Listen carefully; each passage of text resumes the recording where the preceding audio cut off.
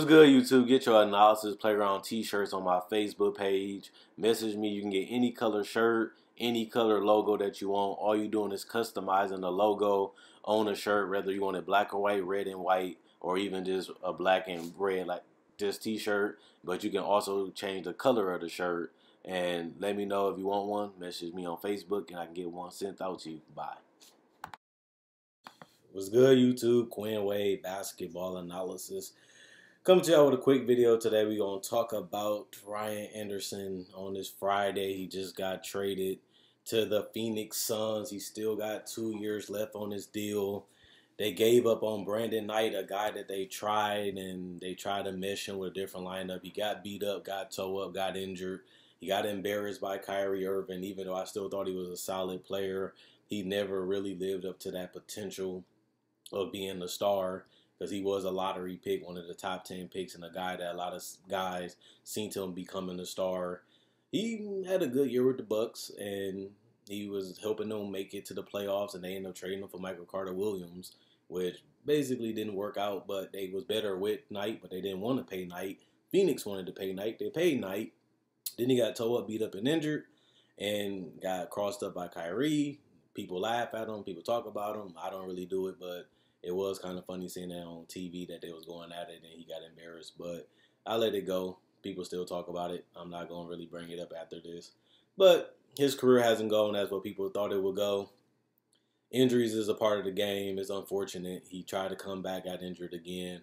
And on top of that, he just never had that same season. Even when he was healthy in Phoenix, he never had the same impact. He never was really the same player. He never got acclimated with this Phoenix Suns team. And I thought this would be a year where he has the offseason to work out, add some more to his game, get healthy. But instead, they traded him. And they end up taking back that Ryan Anderson contract at DeAnthony Melton. Now, DeAnthony Melton, I did an NBA Summer League breakdown of him. He was a good college player. I feel like he's a solid player. He fits in that run and gun style team. Gives them another ball handler, another guy that can, hit the three, handle the ball when they need him to, play some miniature roles in the offense, play both the guards position.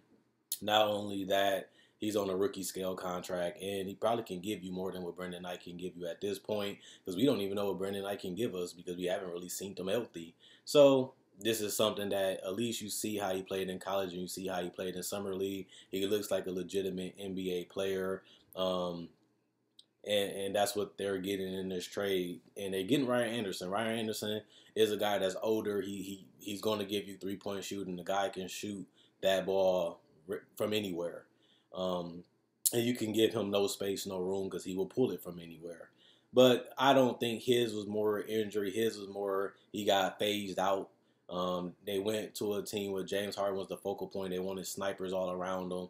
Ryan Anderson fit that special need at that forward position. And he did his job when he was there. Obviously, he got less and less minutes as they went for more of a two-way approach and a more lankier approach, more athletic approach. And they ended up going with P.J. Tucker, who's a two-way player, over Ryan Anderson. He ended up gobbling up majority of those minutes. But Ryan Anderson is still a serviceable guy. Phoenix haven't been playing no defense the last couple years. They're not going to win that many games. They don't have enough talent. But they are better, adding guys like Mikal Bridges, adding guys like Trevor Ariza. You have another year Devin Booker. You're adding the number 1 pick, and DeAndre Ayton, a guy that's better than Marquese Chriss at this point. He's a better rebounder. He's a better offensive player. He's just a better fit overall with this Phoenix Suns team. Obviously, you'll want a guy like Chriss that can stretch the floor, but he hasn't been able to shoot the three consistently. He hasn't been able to score consistently. So at least you know what you're getting with Ayton. At worst, he's a double-double. Especially if he's getting a lot of minutes, he's going to inflate those stats because this team is so bad. But with the additions of Mikal Bridges and Trevor Ariza and DeAndre Ayton, and, filling a couple of these positions with guys like Melton, who's a solid player, and you pick up, Shaquille Harrison, you got Troy Daniels, you still have guys like T.J. Warren that can play multiple positions. You still have Dragon Bender, who can either get traded to or may show us something because he's fighting for an NBA contract after this season. But other than that, this Phoenix Suns is just going to be a team that's most likely going to be in the lottery, but they're going to be a team that you don't really want to play. Because at the same time, this team looks like they can get hot. They got the shooters. They got some players like Devin Booker that can get hot any game, get hot any quarter. And they got a balanced offense attack now with these new pieces. And they got a couple two-way players in Bridges and Trevor Ariza that can get steals, that can make big plays offensively or defensively. I like what I seen out of Mikal Bridges a lot in summer league and in college. He wants to be a good defender. He wants to get the blocks. He wants to get the steals. And that's something you just can't teach. You got to go out there and do it. But other than that, for the Rockets, this is, to me, is really a salary dump. They've been trying to get out of that Ryan Anderson contract for years, even though he was a key to them winning 55 games and helping James Harden in that MVP conversation because of his floor spacing. And he counted for a lot of those assists that James Harden did when he led the NBA in assists, because he would just stand in one area and just shoot a three without dribbling, and it worked. So I'm not going to say like Ryan Anderson was a waste of cash. He was overpaid. He did what they asked him to do in the contract, and he played his role, and he did what he was asked to do, and he was exceptional in that role. He never was a defender, never was a great rebounder. You knew that going into it. They paid him $20 million. They got out of the contract now. They get a guy in Brandon Knight that we don't really know what's going to happen with him. We don't really know what he's going to bring to the table, but he is on a cheaper deal than Ryan Anderson, and obviously getting a guy like Marquese Chriss, who's on a rookie contract, which is cheap. You get to try him out, see if you like him, see if he can, see how he is. Because, like I say, usually you don't really know how the player is until you actually get them. You get to see who they really are. You get to see how they really are, how much they want it, how much work they put in. Do they want to be great? What things they can work on, what things they can fix, what things they're trying to add to their game. You really get to know the player. And he was a guy that was a high lottery pick. A lot of people had him projected to be a good player if he developed.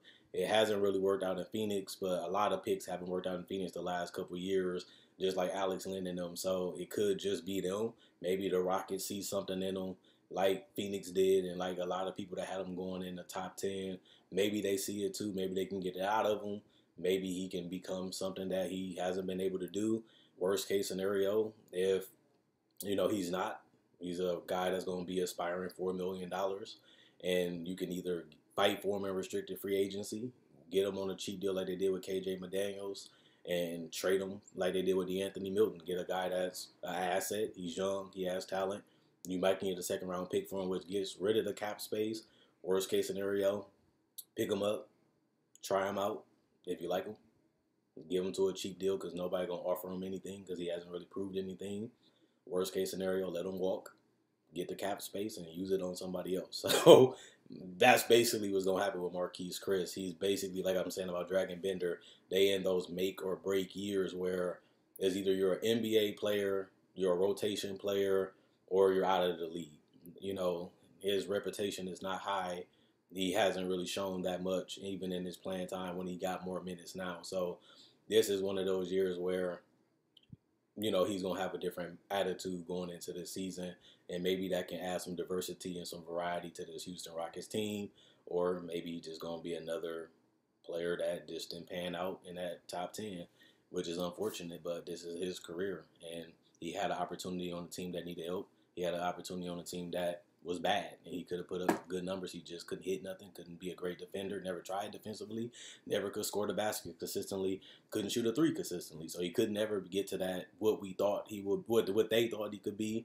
And it's unfortunate, but it's a business, and if you're not good enough and you're not playing hard enough and you're not working enough, whatever his reason for Phoenix giving up on him, Houston gets a chance to try him out. And if he don't pass that, then somebody else, I can see him getting another deal just because of potential. After that, I think he'll be done. I personally wouldn't want him on my roster personally, but I can see why somebody would be intrigued. Remember, Anthony Bennett was the number one pick, and teams kept trying him out, and then eventually he had to go overseas.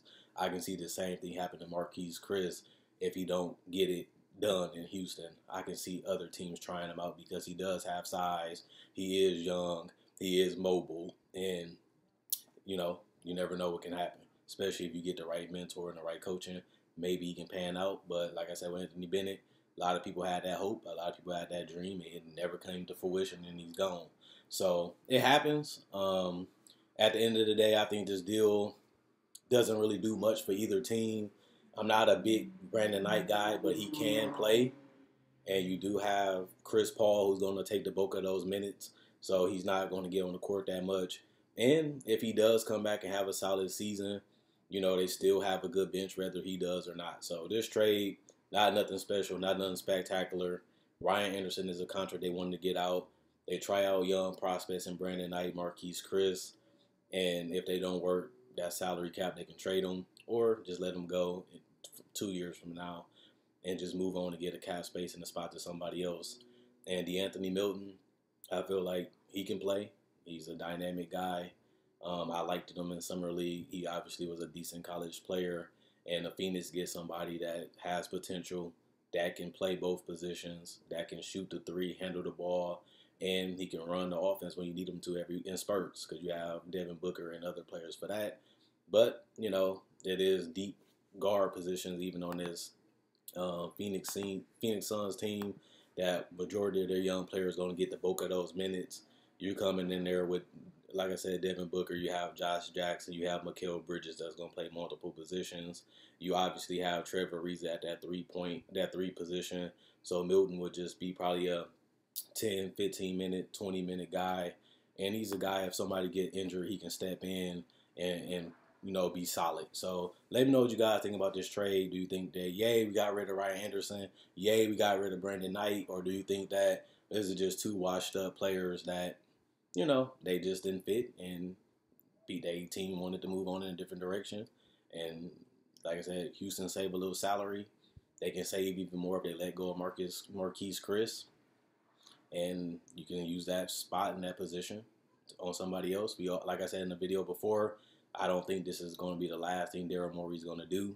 I said that DeAnthony Melton will be a guy that's going to be in a trade that can help get rid of contracts. I think that he will be a guy that they can add and trade to get a piece that they want.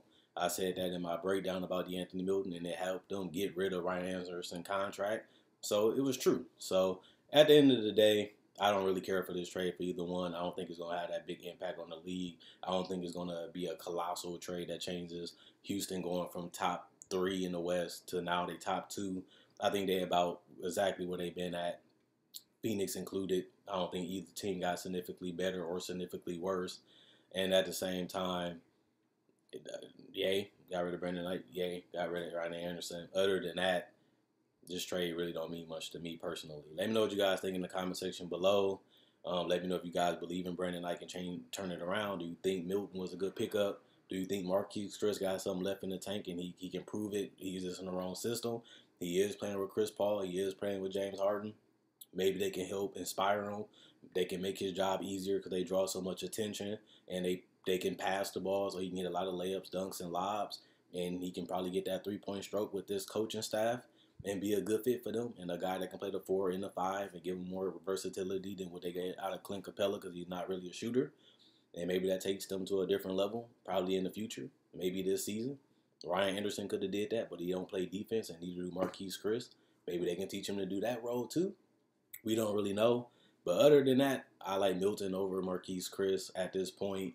But you don't know until you get him, and you don't really know. Now that he got traded, maybe he has a chip on the shoulder. Maybe he have a different mindset. We really, truly don't know. But that's all I really got. Check out my website, analysisplayground.com. Link in the description, comment section below. Check out my Facebook page, Analysis Playground. Link in the description, comment section below. Quinn Wade Basketball Analysis, I'm gone. And let me know what you guys think about this trade. Ryan Anderson is finally going off Houston. I don't know if that's really a good or a bad thing at this point.